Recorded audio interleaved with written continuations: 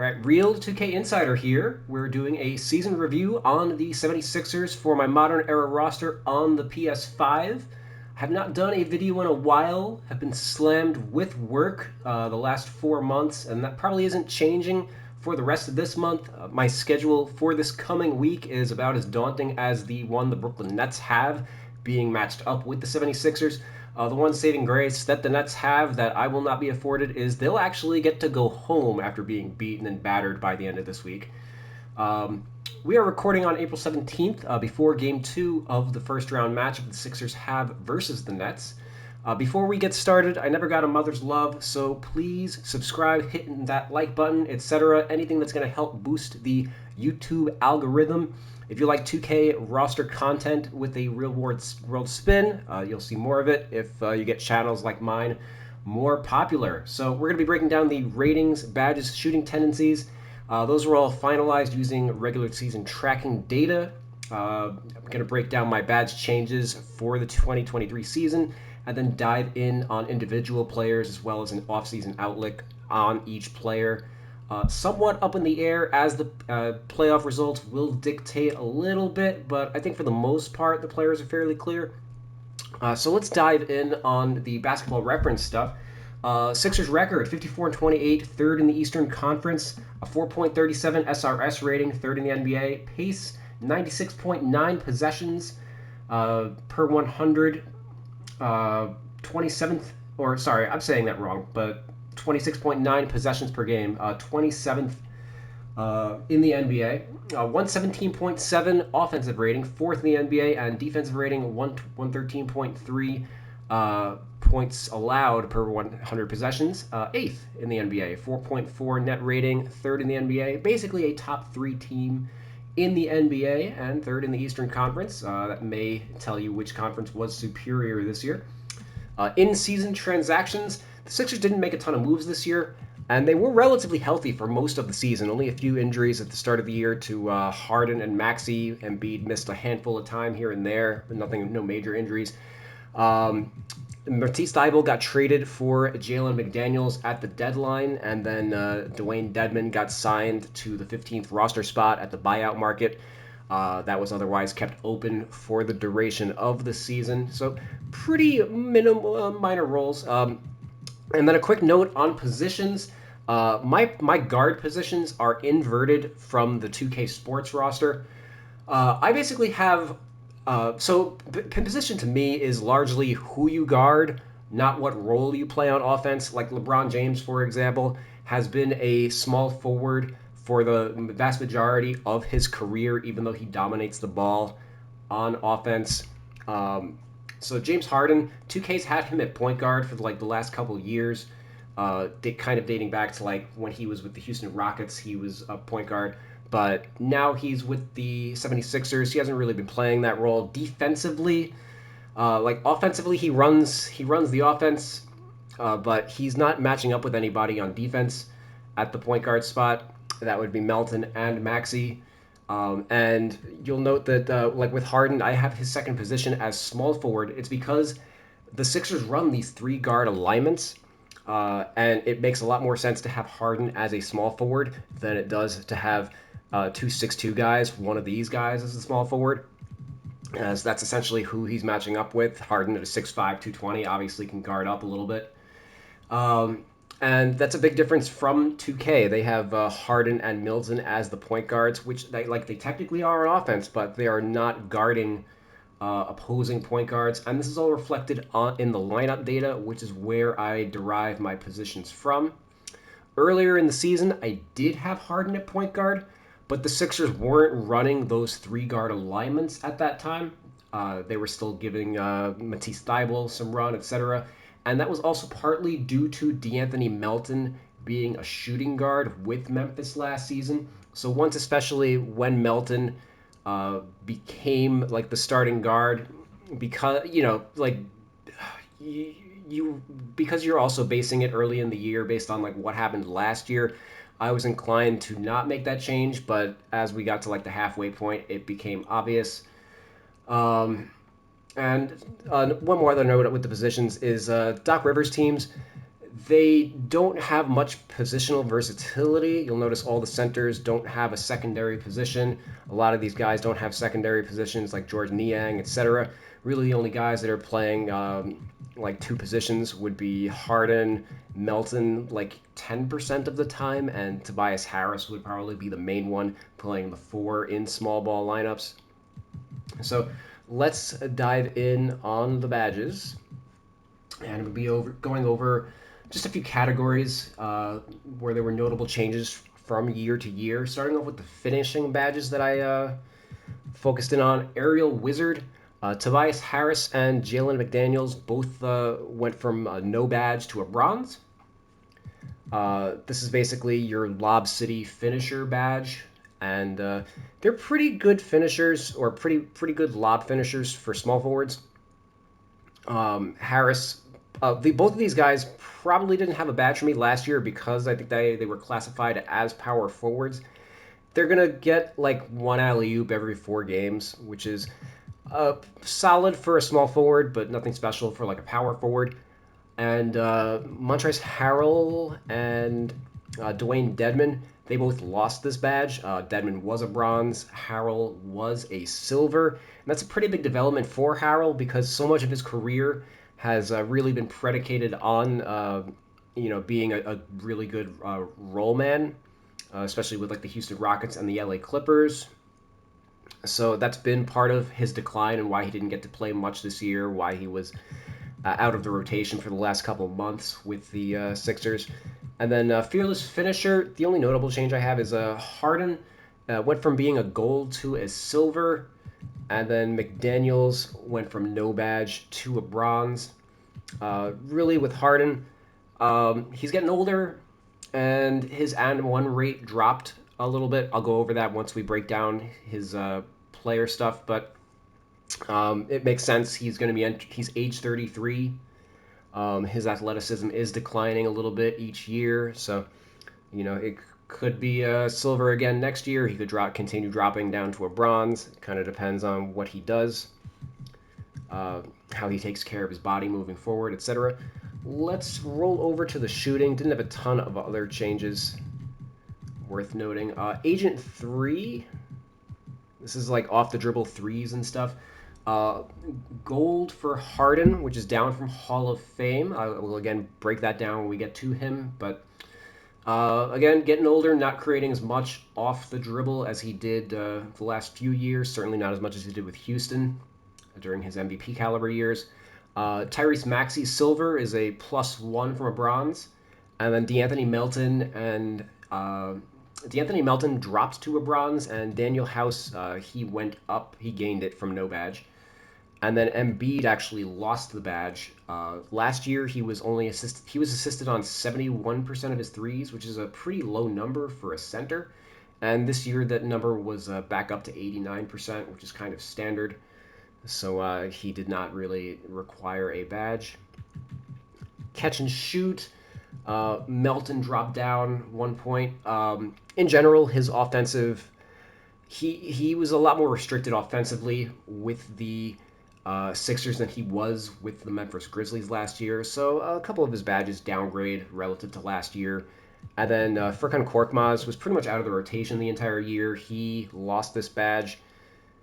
Ditto for Shake Milton. Where's my man? Ditto for Shake Milton, as he does a lot of his shooting actually off the dribble rather than in catch and shoot situations. You'll note that I don't have James Harden with this badge either for much the same reason. Limitless range. I basically use 30 footers to qualify this. Tyrese Maxey led the team with 4 for 11 from 30 to 34 feet, so he gets the badge. And the only other change I have is Joel Embiid lost this badge. Last year, he was 3 for 6, which actually led the team. They don't have a lot of long-range bombers on the 76ers. This year, he was 0 for 4, and he's only hit like 3 in his career, 3 or 4, I think. So, if he was going to go 3 for 6 every year, that's a bronze, fine. He's got the range. But if he's not going to be doing it year to year, he doesn't need it. It is worth noting that Embiid's three ball did slip a little bit this year, but we'll go over that later. Midi Magician, James Harden get the silver. He previously had no badge. He barely took mid range shots over the last like 5 years, and then re-added it as a staple of his game this year. It took two step back or pull up mid ranges per 36 minutes this season. Tobias Harris, he dropped from a silver to a bronze. Again, James Harden. As soon as the team acquired James Harden, Harris has seen his offensive role with the team slip, and that continued basically all of this season from the trade deadline of the past season. Slippery off ball. Niang went from a bronze to a silver, and then Melton completely lost this badge from a silver. So again, Doc Rivers has a pretty restrictive offensive game plan for his role players. Melton had a lot more freedom with the Grizzlies. Harden, he also lost this badge. I guess came off more screens with the Nets, and or maybe he had more handoffs. And then Shake Milton also lost the badge due to Furk and Korkmaz. You can see only two guys on the Sixers even have this badge, so not really anybody coming off screens for the team this year. Space Creator, Daniel House gained the badge. He previously had it in 2021, and then 2022 he kind of like fell out of the league. He like bounced around from like team to team to team, so he found himself back into like in his like normal type of role. So he got to show a little bit of creativity on the 3-point line. I guess he's a below average 3-point shooter, but I guess he needs his step back to create the space necessary to get his shot off sometimes. And volume shooter, the only changes were Milton and Harris both. Milton and Harris both lost the badge, which again is due to Harris a much lower offensive role this season, and ditto for Milton. Milton actually should not have this badge. Whoopsie. All right, quick little edit. I guess I should have actually mentioned. So overall, 2K Sports in their roster has 124 badges, and then I have 172. I guess now 171. So plus 47 in my roster compared to the official 2K Sports roster. I edit the player ratings and badges of every single player that's played at least 500 minutes. And yeah, I'm extremely in depth. The 2K, by comparison, I don't remember exactly how many players they've edited, but it's probably something like 50 compared to like up to 300 for me. So, and the key changes for the 76ers team, I should have mentioned this at the start, is D'Anthony Melton has 15 badges for me, which is 12 more than what they gave him. And then Jalen McDaniels, he has 7 badges, and they have 0 on him. So I don't just focus on the stars, I do all the key rotation players. But let's finish off with some playmaking badges and then the defense. The only playmaking badge that I really changed was Shake Milton Dimer. Carrying over, I guess what I was going to say with the volume shooter is Milton kind of alternates year to year with being like he's a combo guard. So last year he focused more on his scoring. This year he was asked to be more of a playmaker. So he lost volume shooter, but then gained dimer because he had a higher assist rate. And then defense, interceptor, McDaniel's steal rate went to I think from 1.4% to 2.1. So I gave him bronze here. And then workhorse, kind of the same thing. McDaniels showed a little more on defense, hustles to a lot of balls. So he gets a bronze, and Paul Reed is like, honestly, he might be a gold caliber hustler. Like his rates for some stats are pretty ridiculous, but I do factor in that it's small sample. He is a bench player, etc. So only a silver, but if he keeps it up, like I can definitely see going gold or even higher because we'll get to some doozy numbers in a bit. And then let's actually break down the actual players. Sorting by the overall rating that I have for them. I'm not going to focus too much on the overall rating differences that I have from the 2K Sports roster. For the most part, my players are usually they overrate stars and underrate role players. So my role players might be like 2 to 3 points higher, and some of my star players might be like 1 point high, 1 point lower.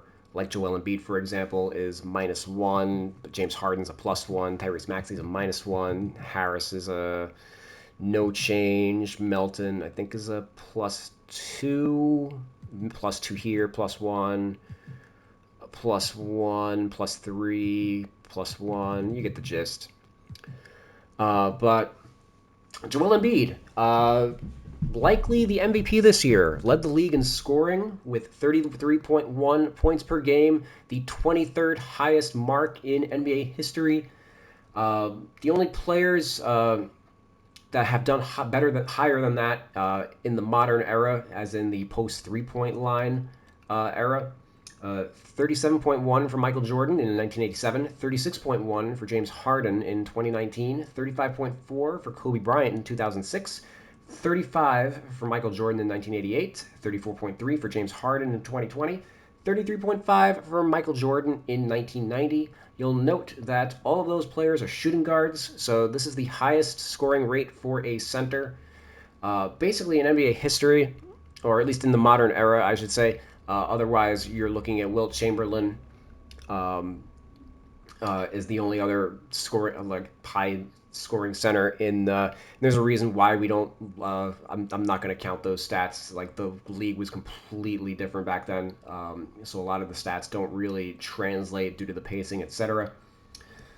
But yeah, like Embiid was really good this year. And he did it a little differently than he normally does. 6 point so play types per 36, 6.8 isolations. That was plus 2.1 from last season. He was already one of the most isolation heavy centers ever. I think 6.8 isos per 36 is probably the most ever for a center. So I have him with an 80 ball handle rating, which is quite high. He prefers to face up rather than go back to the basket now. 6.7 post ups per 36. That is minus 3.7 per 36 compared to last year. So last year, him and Nikola Jokic were getting 10 post ups per 36 minutes. Now Embiid is down to 6.7. It's enough for me to drop his post rating to a 95, just because he's not creating as much. Like there are other players who have he's not head and shoulders above the rest of the league in terms of post creation. Now, last year there were a number of guys. I haven't crunched everybody's numbers this year, but guys like Karl Towns, Kawhi Leonard, etc., were more or less in the 6 range. I think there were like 8 or 9 players you could say that about. So that's one of the reasons why I dropped Embiid's to a 95. But again, with an 80 ball handle rating, he's going to be taking lots of centers off the dribble, drawing fouls, etc. You shouldn't have any problems scoring with him. And then just covering his advanced statistics, 31.4 PER, second in the NBA. That's a career high. Second in BPM, sixth offensively, fifth defensively. 28 defensive rebound percentage was ninth in the NBA. 4.6 block percentage was 12th. 65.5 true shooting percentage was 14th, and did that on 37 usage percentage, which was third in the NBA. As far as his offseason outlook, he's under contract for $210 million over the next 4 years. The extension that he signed kicks in next season, so he ain't going anywhere. He's going to be a 76er for the duration of his prime. Let's move over to James Harden, 91 overall. In my opinion, should have made the All-Star team. People are trying to give Jaylen Brown his due. Obviously, the Celtics made the NBA Finals last season, so they wanted to give him a little bit of credit for that. But Like I would take James Harden over Jaylen Brown without question, and that might bear out in the playoffs if these teams match up in the second round, which is pretty likely.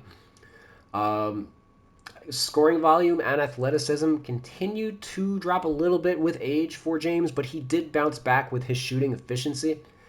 Um, as you can see, with an 89 three point shot. Let me just head over to his uh, my little stat database that I got for these guys. He was 161 of 418 from 3-point range, 39% this year. Only assisted on 42% of those. So was doing a lot of shooting off the dribble. Compared to last season, I believe he was at like 34%. No, he was at 33% last season. So well below average. He was doing that on 26% assist rate. So he reined in his shot selection a little bit. Obviously, that was split between the Nets and the Sixers last season, and playing with a player of Joel Embiid's caliber does make things a little. He doesn't face as much defensive pressure, but I mean, he was also playing with Kevin Durant at times the past season as well. But yeah, big bounce back for Harden's three ball this season. We'll see if it maintains during the playoffs. That's kind of been the knock on him as a playoff performer. He hasn't really.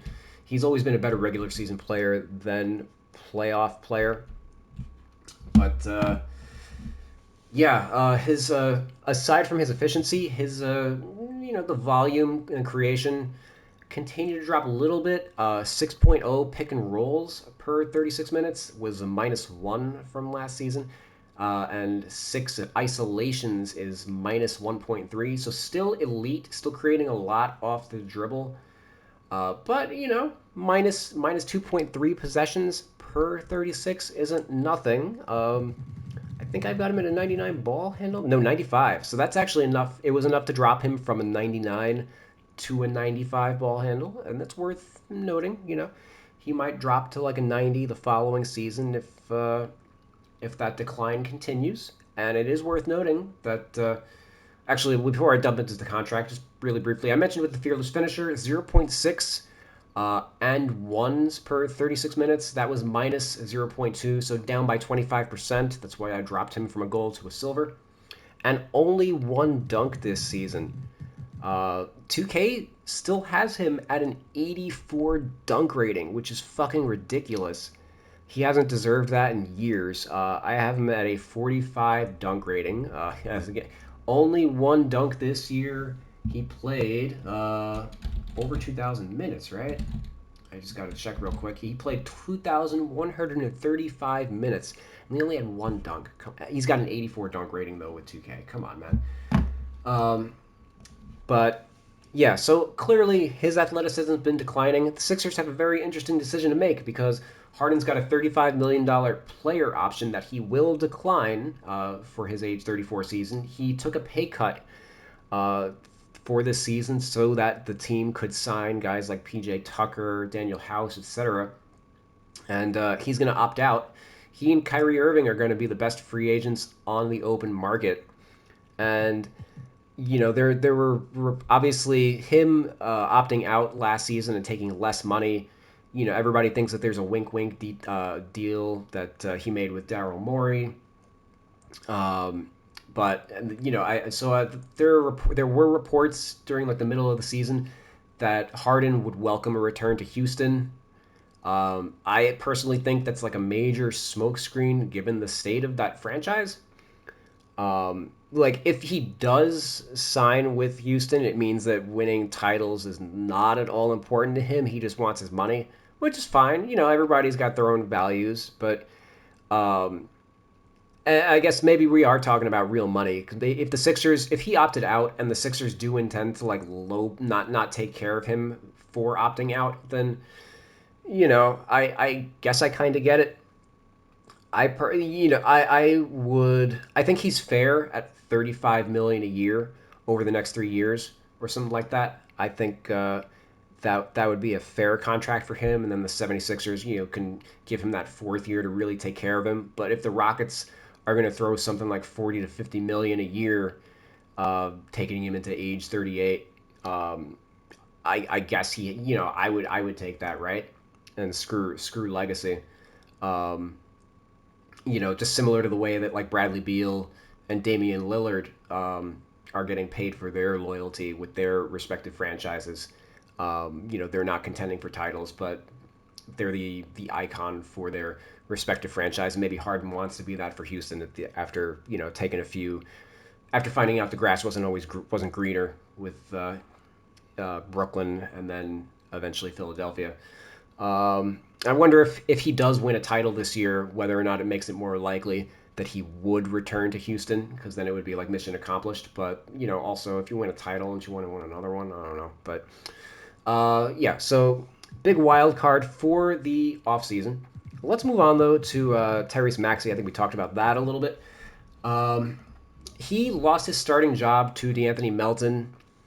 Bad defender, limited playmaker, kind of limits his upside. He is only 21 years old, but playmaking is something that's hard to improve upon. And defense, he kind of is what he is. He's an undersized guard, and doesn't really get a lot of steals or anything like that. Perfect for a six-man role, though. Really blew up as a three-point shooter. Uh, 43% on 6.6 attempts per 36 minutes. He's 41% for his career, and it's worth noting that he only shot 30% in his rookie season and 29% in college. So this is a huge, like pretty unprecedented improvement.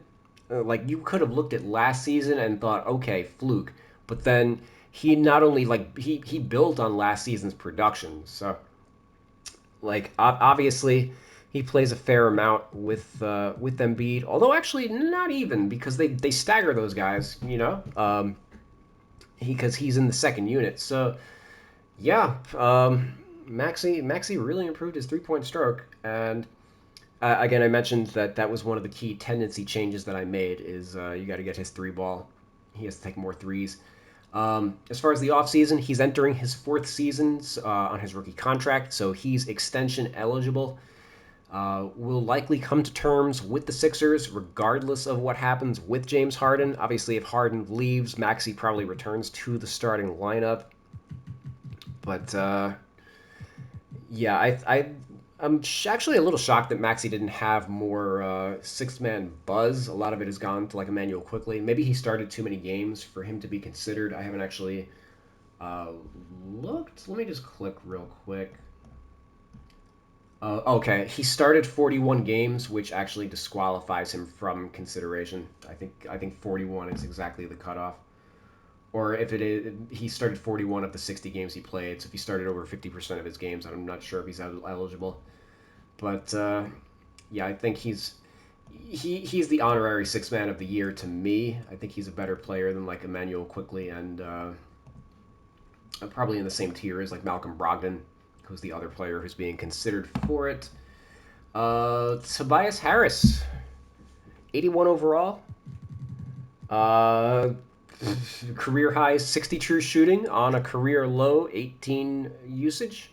Not exactly what you want out of a guy making 36 million a year, but it is what it is.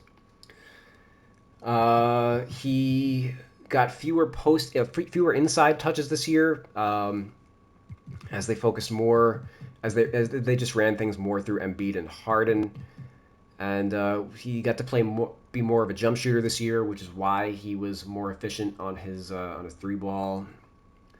But yeah, this is finally going to be the year that the Sixers can possibly unload Harris. He's entering the final year of his contract, worth $39 million. That's pretty like Russell Westbrook albatrossy, but he's a good citizen, good teammate, etc. It's just not really what the Sixers have needed with the fit of their roster the last couple of years, but hopefully they can win a title and he'll depart with a bang. Or if they win a title, they'll keep him around for the final season and then just re-sign him for a more affordable rate. Like he'd be fine at 15 million, not 35 million. D'Anthony Melton, 79 overall. One of the sleeper additions of this team in the offseason. They traded, I believe it was a first round pick for him. and he continued where he left off with Memphis, although in a slightly different, more of like a team first. He's basically the Derek Fisher of this team, the 3-and-D guy who doesn't play make as much. He's second in steal rate over the last 2 seasons, led the team in deflections, 3.9 per 36. And that's basically why he's starting over Tyrese Maxey, who is second lowest on the team in deflections with only 1.2 per 36. So Melton gets 3 times as many deflections as Maxey. Um, as I've mentioned multiple times, more restrictive offensive role. Play times per 36, 5.6 total off ball, minus 2.2. And 0.8 screen and handoffs, which is a minus 1.3. That's why I dropped his catch and shoot and his slippery off ball badges, and also only 7 dunks, which was he had 21 in the previous season, so literally 1/3 of the dunks that he had, and that's because the Sixers are they were 27th in pace last year. The Grizzlies were, I think, the like first or second.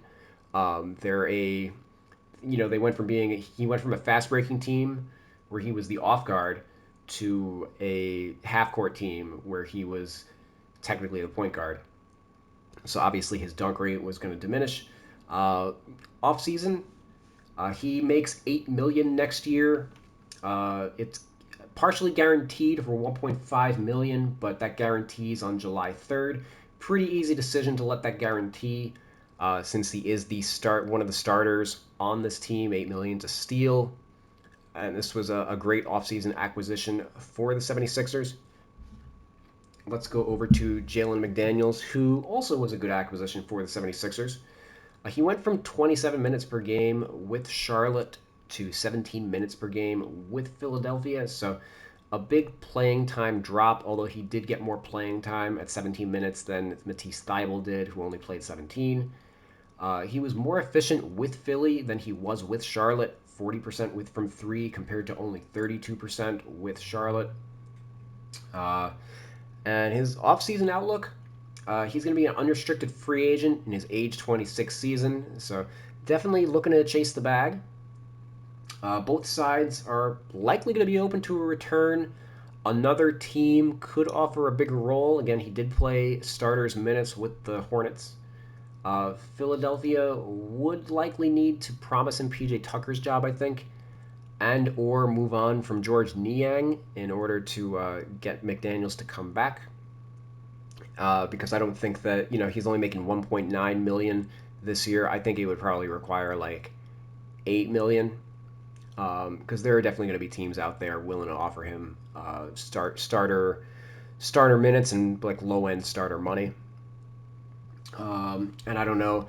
I don't really focus too much on like what teams pay the tax, etc. That doesn't really interest me too much until we get to the off season. But in general, I do think that the Sixers are not going to want to, break the bank on the tax for role players. Shake Milton, kind of a similar conversation with McDaniels as far as the offseason goes, but for his regular season, career high 22 assist rate. Mentioned that where he got the Dimer badge. He's effectively the backup point guard on offense, but he does play the two guard. Obviously, he's James Harden's backup, so it would make sense that he's a perfect fit as Harden's backup, since they don't have to actually change any of the sets. Like they can just basically keep running the same thing because their two is running the offense. He was out of the rotation very early in the season, but then came on big after injuries to Harden and Maxey in November and December. He averaged 20 points, 5 rebounds, and 7 assists in 11 starts, 38 minutes per game. A slash line of 52, 41, 97 in those games. 62 true shooting on 22% usage.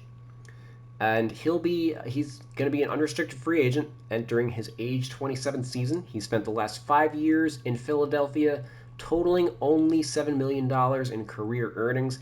He came up as a two-way contract player, and then was one of the first players to really to get the Hinkie special, which is basically the minimum salary for 4 years, all non-guaranteed. And yeah, he's finally going to be an unrestricted free agent. And as much as he would love to show loyalty to the 76ers, he has to chase the bag. This is going to be his one opportunity where he can really make some money in his career after being underpaid. So hopefully, if Philadelphia wants to keep him around, they should take care of him. I think he's earned it over the course of his career, and there are going to be other teams probably looking to sweep in and view. Again, he averaged 25-7 in his starts on crazy good shooting. And he's proven that he can handle a solid offensive role. There are going to be teams who might be looking at him as either a starting shooting guard or like a sixth, seventh man, willing to pay him like D'Anthony Melton money, $8 million a year or something like that. So I don't think that Milton's gonna return cheap. He's not gonna be like 3 to 5 million or anything like that. The Sixers are gonna have to keep their guy. He might get mid-level offers, etc. Paul Reed finally earned the backup center role for Montrezl Harrell. Doc Rivers finally ran out of reasons not to play him. He has some pretty crazy rates. His offensive rebound rate, 17.8 percent offensive rebound rate, 3.0 steal percentage, a 6.3 block percentage. And those are all pretty much in line with what he's done over the course of his career. 3.8 deflections per 36 minutes, second on the team. He's everywhere.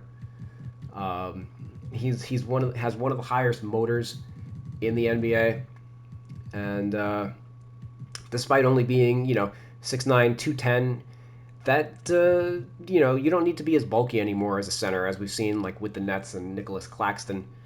Um, you can get away with having a small ball center.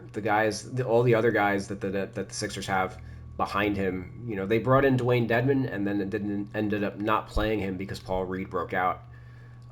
Contract for next season, he's a restricted free agent. He will likely be retained by the team. Obviously, I think Daryl Morey loves him. And they could probably retain him for the cheap. The going rate for centers is significantly lower than it is for guards. So probably something like $3 million a year is my guess for what Reed's going to end up with. Maybe $4 million if they're being generous, or like whatever Daniel House got. I think Daniel House is making like 4.5 mil. George Niang making 3.5 mil. Something in this range I think is what's fair for Paul Reed.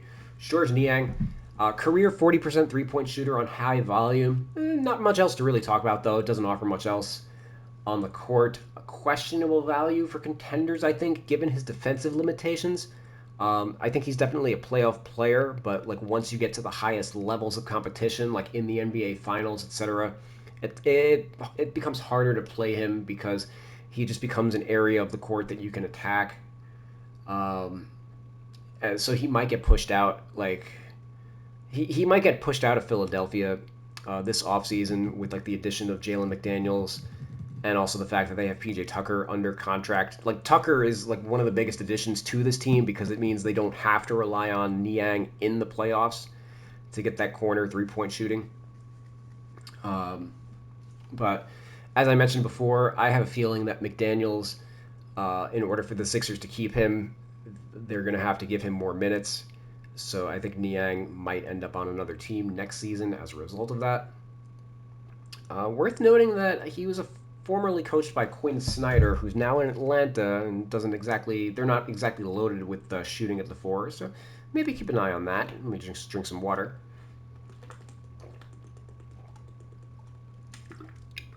All right. PJ Tucker, 5.7 PER, a player efficiency rating, was last among 190 qualifiers this season.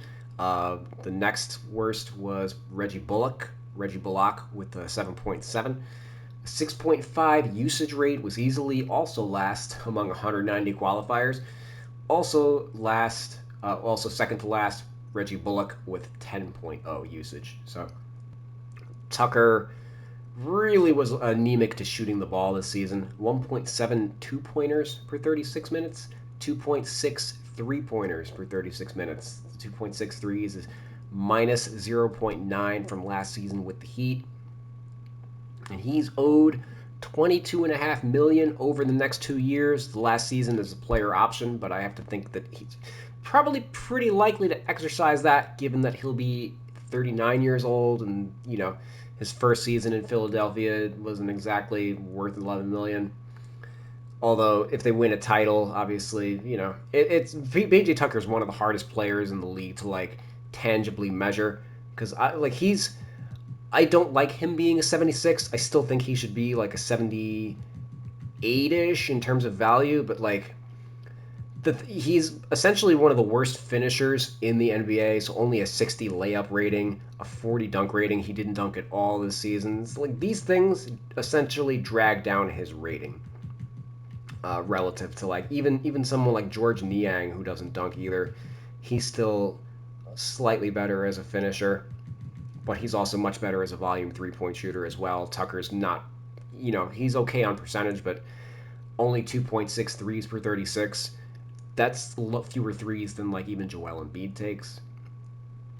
Um, yeah, so if they win the title, great. If not, I don't know if he's going to be starting next season. He's another player where, again, I think especially if they don't win the title, probably Jalen McDaniels takes his starting job next season, and PJ Tucker goes back to being like off the bench like he was with Milwaukee. Um, let's move on to Daniel House, who was out of the rotation in January and February, but bounced back. Like 3-and-D player, he's basically average at both, which is acceptable. Like the bar for small forwards is so low that like a 75 overall is basically fine. Like you've got there are teams who would like Cleveland with Isaac Okoro as their starting small forward. Like he's not that much better than Daniel House. Like small forward's the thinnest position in the league, so even having someone like Daniel House as he's like the 10th man and their third string small forward, but he's welcome depth. He makes 4.3 million on a player option this year. Seems likely that he would exercise that. I don't think he would get as much on the open market. He kind of played like a minimum level player this season. Maybe he'd get like 2 to 3 million. So I think that's a pretty safe exercise. Montrezl Harrell, he fell out of the rotation post All Star break. As mentioned, lost his job to Reed. Worst season since his rookie year. And for next season, 2.7 player option for his age 30 season. Given his career arc, it's pretty likely that he'll exercise that.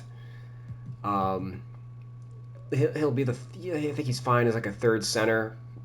Um, but yeah, just defensively, it's tough to play him for any team that has like actual playoff aspirations. He's a good regular season player, but what are you gonna do when you're matched up with like an actual center like Doc threw the Clippers series against the Nuggets because he kept playing Montrezl Harrell against Jokic. Um, I'm glad that he finally like stopped playing his favorite guy and gave Paul Reed a chance. But Dwayne Dedman, definitely not one of his favorite guys because they picked him up and then they didn't play him at all. He only played like 76 minutes, I think, for the team. Yeah, 76 minutes with Philly. Played like something like 353 for Miami. He lost the backup job in Miami. Had an argument, notably, with Eric Spoelstra, and then only played due to playing time, and then only had played like one more game after that. I think part of the reason he didn't play is because Paul Reed's explosion came like right after he signed. Dedman was also recovering from an injury at the time, so he had to work himself back. He offers some low-end stretchability. You see he's got the 75 three-point rating. Obviously, Powell doesn't stretch the floor either, neither does Paul Reed. So it's possible that they could use that in the playoffs if they need it. But otherwise, like, he doesn't really offer much. Like, he's an okay-ish post scorer, but they're already getting that from Embiid. So really, he's just like you don't want to say Embiid insurance because he he's like a really like the broke man's version of Embiid. Like he does similar things. He's just way worse at them. Um, so maybe strategically they need that at some point during the playoffs, but I wouldn't hold my breath. And also worth noting, he's the fourth center on this team, which also plays into why he didn't play much. I don't anticipate him being re-signed. And given his argument with Spo, it kind of hurts his quote unquote locker room presence. Like teams aren't really going to be looking to bring him in. I think if he's going to be bitching about his playing time at age 34, maybe somebody likes his. There's only so many guys who can stretch the floor at the five, so he'll probably get contracts until he can't defend anymore. But I don't know. Like his days of being like a second string, I think are done. And frickin' Korkmaz, his days as an NBA player also are relatively numbered. He spent his entire career with Philly, but lost his job this year essentially to Daniel House. Only 3.2 spot ups per 36 was a minus 1.8. So that's why I took away catch and shoot from him.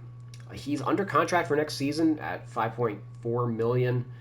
I thought he was going to be traded this season in like a tax savings move. Um, but they were able to. I think the Thibault trade got them under the tax because McDaniels is the guy who came back and he only made 1.9 million. So the savings generated from that meant they didn't need to move either Korkmaz or Springer. But I don't think that like he only played 350 something minutes. I think this season for the Sixers. Obviously, at 5.4 million, you don't need that. A deep reserve player for that amount, he'll probably get moved at like the draft for they'll give some team a second round pick or something in order to take him or whatever. And Jaden Springer, uh, also kind of surprisingly on this team, only played 95 minutes in his first two seasons. He needs a big summer. $2.2 million owed next season. The fourth year option is for $4 million. Obviously, based on what he showed this year, that would seem likely that they would decline it. The decision point for that is during training camp, if I recall.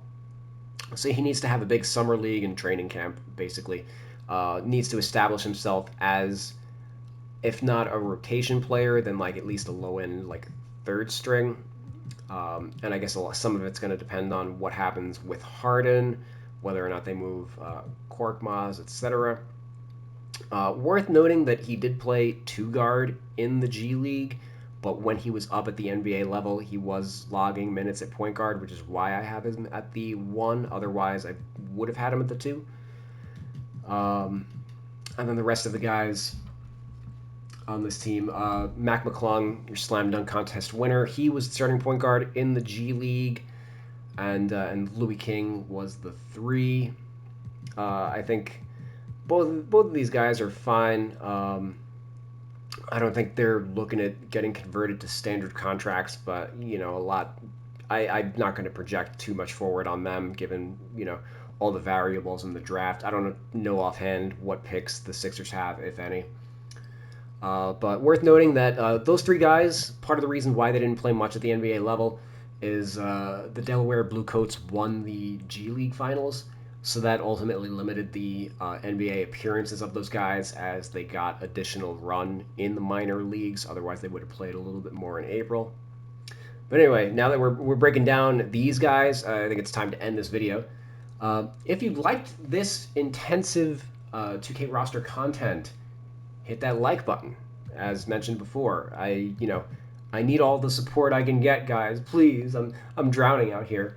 I might do a few more season recaps depending on my availability. I work 8 shifts this week. There's only 7 days in a week, so I don't know what. Do the math on that.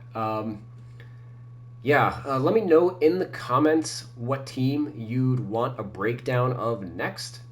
And feel free to DM me on Twitter at Real2K Insider for details on how to access the Real 2K23 Modern Era spreadsheet.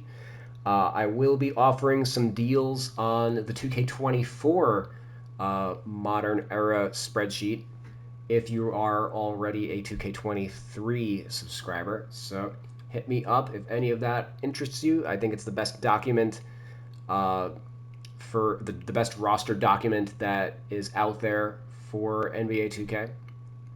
But that's just me. I've gotten rave reviews from the people that have gotten it, and there's a handful of them out there that have said some stuff. I have not done a full like marketing campaign on it or anything. I'm still kind of in the beta with it, and playing around with how I'm like publishing the data, etc. But yeah. Anyway, thanks for watching. Love y'all guys, and see you on the next breakdown. Peace.